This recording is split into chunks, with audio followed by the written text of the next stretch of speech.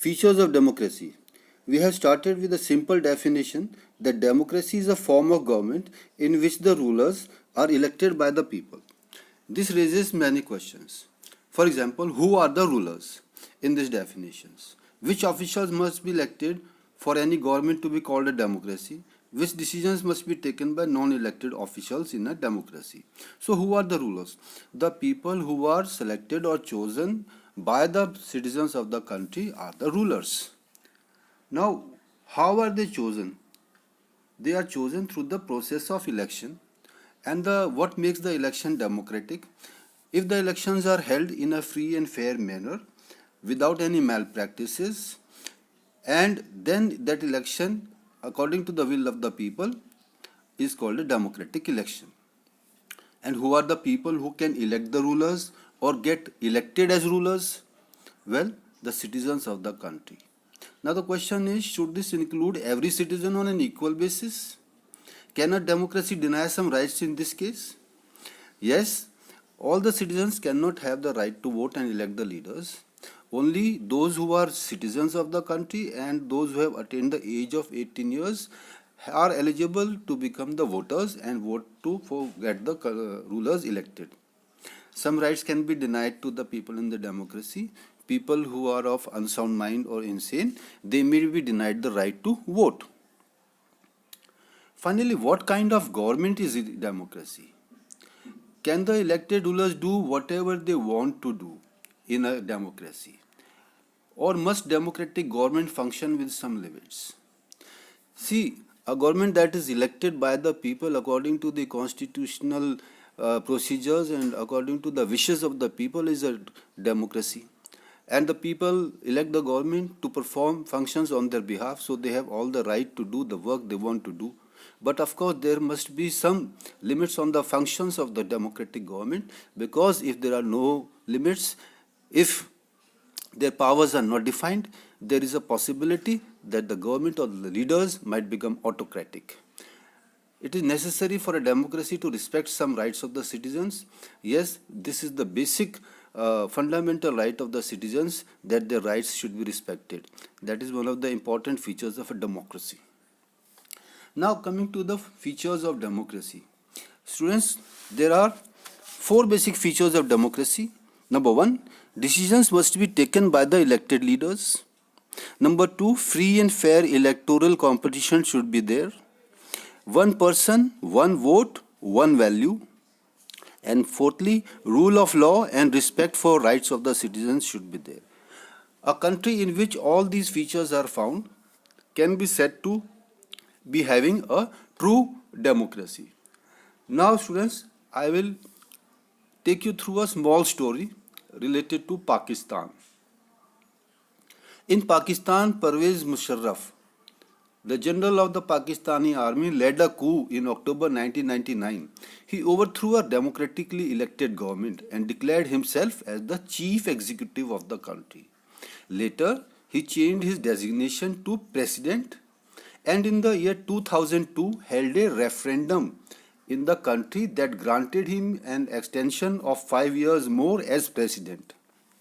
Students, you will recall I had told you that in Chile, there was a similar situation in which Pinochet, the army general, overthrew the democratically elected government of Allende or Ence and captured power and became the dictator and ruled it for 17 years. In between, he also held a referendum where he wanted the extension of his rule and wanted the people to say yes or say no if they did not want it. But the people voted no and he was removed from power.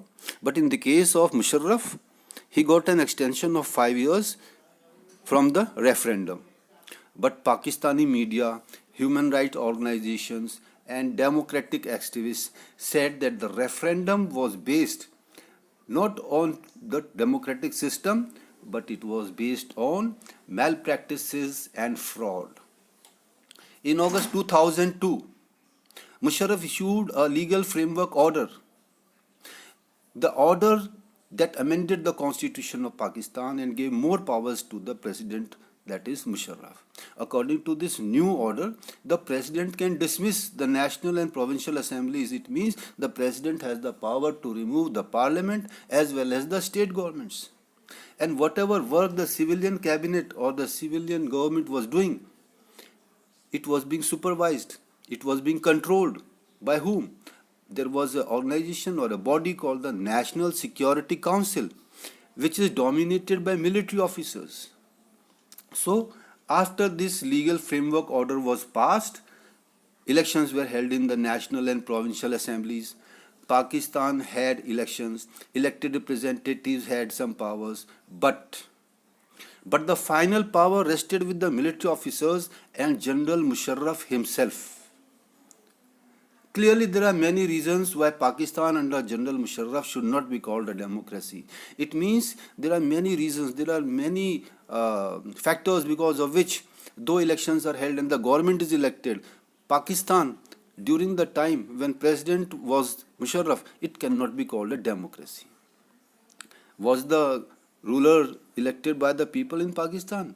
Not quite, because it was said undemocratic manner, it was a fraud, and the people were not allowed free and independent expression of their voting power. People may have elected the representatives to the assembly and the provincial assemblies, but those elected representatives were not really the true, or you can say, rulers. They cannot take the final decision. The power to take the decision rested with the army officials and with General Musharraf, and none of them were elected people. So, the principle of democracy says that decisions must be taken by the elected leaders. Here, the decisions of the elected leaders are not being listened to.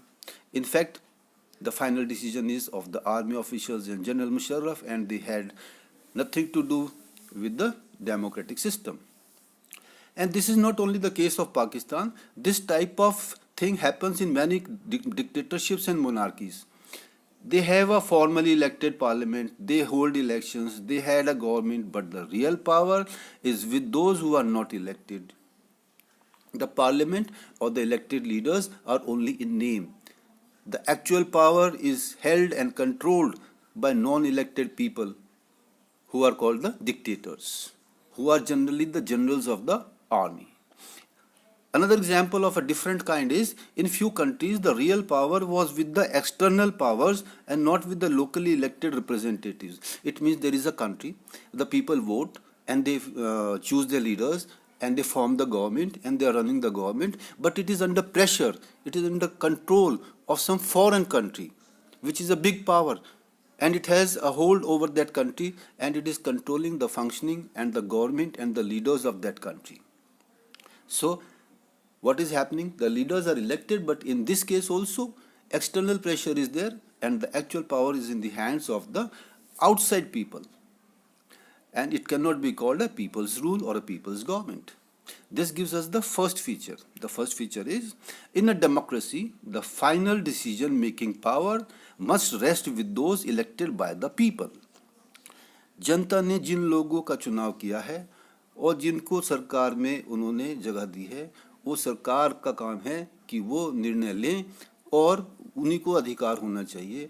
और अगर ऐसा नहीं होता है कि जनता के द्वारा चुने गए लोग निर्णय नहीं ले पाते हैं या उनके निर्णय बदल दिए जाते हैं या कोई और उसको कंट्रोल करता है, तो सही मायने में वहाँ उस देश में डेमोक्रेसी नहीं है. और इसका सबसे अच्छा उदाहरण जो है पाकिस्तान है, जहाँ पर चुनाव भी होते थे, सरकारें भी बनती थीं, लेकिन असली फाइनल पावर आर्मी के ऑफिसर्स या जनरल मुशर्रफ के हाथ में होती थी और वहाँ ट्रू डेमोक्रेसी एग्जिस्ट नहीं करती थी.